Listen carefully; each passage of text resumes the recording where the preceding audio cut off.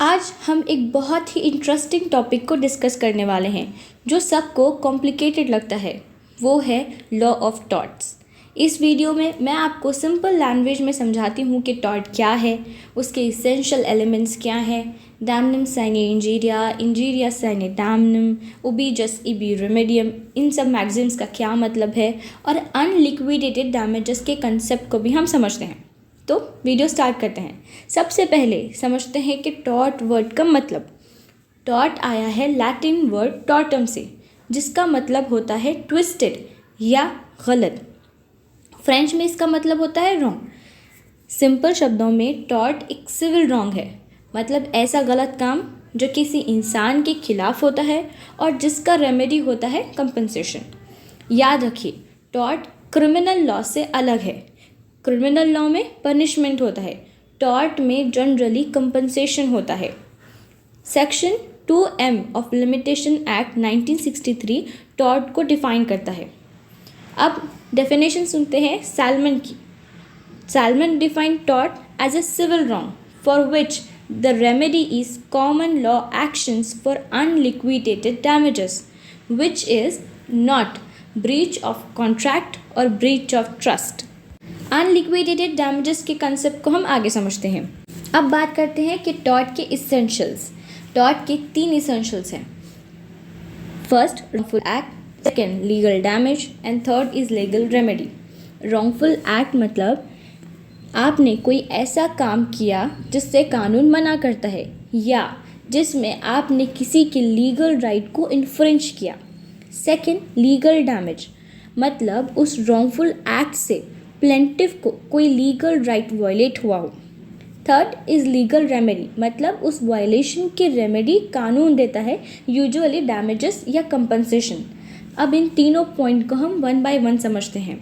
Wrongful act. Wrongful act tortious liabilities में तब arise होती है जब आप ऐसा एक्ट करते हैं जो कानून मना करता है, by doing an act which is prohibited. Second, by violating another's legal right. Second is legal damage. इसमें प्लेंटिफ को डैमेज हुआ होता है जिसके लिए कोर्ट उसे कंपनसेशन डैमेजेस अवॉर्ड करता है।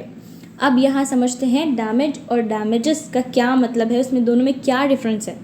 डैमेज का मतलब है नुकसान जो प्लेंटिफ को हुआ है डिफेंडेंट की वजह से, और डैमेजेस का मतलब है वो नुकसान की भरपाई जो प्लेंटिफ को मिलती है डिफेंडेंट की तरफ से।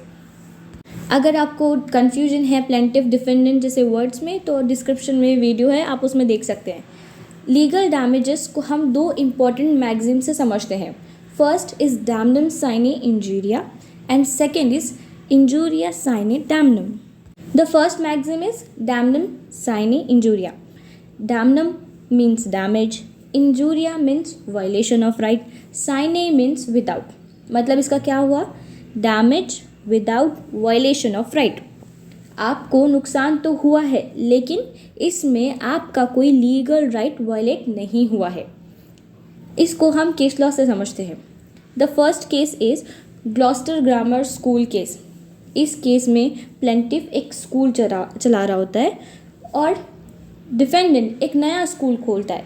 समझे उसने फ़ीस वगैरह कम कर दी तो प्लेंटिफ के स्कूल के बच्चे सारे डिफेंडेंट के स्कूल में चले जाते हैं, तो प्लेंटिफ केस फाइल करता है। इसमें कोर्ट कहता है कि प्लेंटिफ को कोई डैमेजेस अवॉर्ड नहीं किए जाएंगे क्योंकि यहाँ उसका कोई लीगल राइट वायलेट नहीं हुआ है। ठीक है। The second case is Chasemore versus Richards. यहाँ पे क्या होता है, plaintiff was the owner of milk. उस मिल्क के लिए वो स्ट्रीम से पानी कंज्यूम कर रहा होता है पिछले 60 साल से। डिफेंडेंट जो है वो अपनी ज़मीन में एक कुआं खोदता है, उसकी वजह से प्लेंटिफ को पानी मिलना बंद हो जाता है। प्लेंटिफ कोर्ट में केस फाइल करता है, तो यहाँ कोर्ट कहता है कि डिफेंडेंट का हक है कि वो अपनी ज़मीन में जो चाहे करे, तो प्लेंटिफ को यहाँ कोई कंपनसेशन नहीं मिलता है। इसका क्या मतलब हुआ कि डैमनम साइने इंजीरिया में आप डिफेंडेंट से डैमेजेस रिकवर्ड नहीं कर सकते। दूसरी मैगजीम है इंजूरिया साइने डैमनम। इसमें violation of legal rights without damage मतलब अगर आपका लीगल राइट वायलेट हुआ हो फिर चाहे आपको नुकसान हो या ना हो, फिर भी आप कोर्ट जा सकते हैं और आप कंपनसेशन ले सकते हैं। इसको हम केस लॉ से समझते हैं। The first case is Ashby versus White. इस केस में प्लेंटिफ एक वोटर था, डिफेंडेंट ने उसका वोट रजिस्टर करने से मना कर दिया। प्लेंटिफ को जिसको वोट करना था वो जीत के आया, मतलब उसको एक्चुअल लॉस कुछ नहीं हुआ।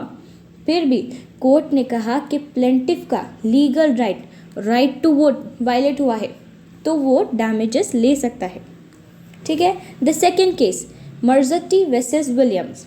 इस केस में प्लेंटिफ के अकाउंट में सफिशिएंट फंड था, उसके बावजूद उसका चेक बाउंस हो जाता है, तो यहाँ बैंक को कंपनसेशन देना होगा।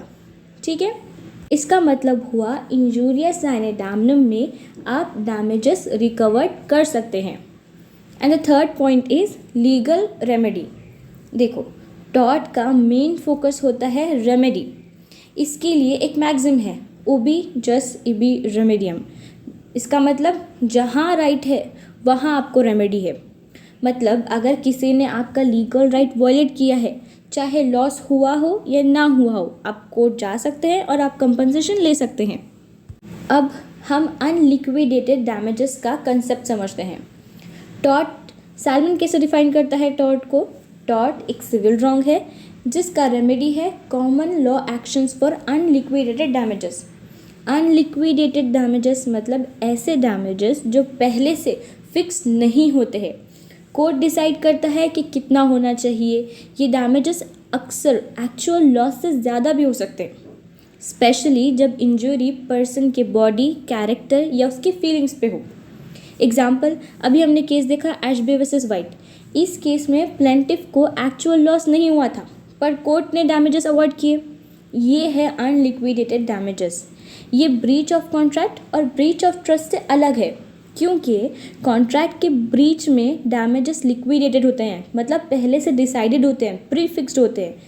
टॉर्ट में डैमेजेस जो मोस्टली है वो फिक्स्ड नहीं होते हैं, इसलिए हम इसको कहते हैं अनलिक्विडेटेड डैमेजेस। आज हमने समझा कि टॉर्ट का बेसिक मीनिंग क्या है, उसके एसेंशियल एलिमेंट्स क्या है, मैक्सिम्स का मतलब क्या है, और अनलिक्विडेटेड डैमेजेस के कंसेप्ट को भी हमने अच्छे से समझाए। अगर वीडियो आपको हेल्पफुल लगी है तो लाइक कीजिए और ऐसे इजी एक्सप्लेनेशन के लिए चैनल को सब्सक्राइब ज़रूर कीजिए। मिलते हैं नेक्स्ट वीडियो में।